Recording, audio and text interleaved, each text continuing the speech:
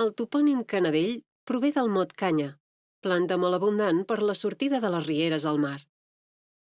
Durant el segle XIX a la platja hi havia uns quants soterranis i pel damunt del marge, cases senyorials construïdes per la petita burgesia palafrugellenca.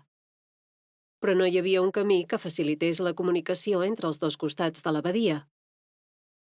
Es va resoldre el problema a finals del segle XIX en aixecar els soterranis que faltaven per arribar a cap i construir un pont sobre la riera.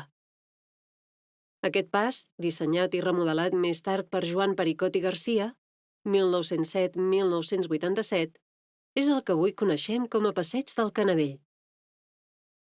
La platja i els soterranis, alguns independents i alguns de connectats amb els xalets del passeig, eren el lloc de lleure de famílies de Palafrugell.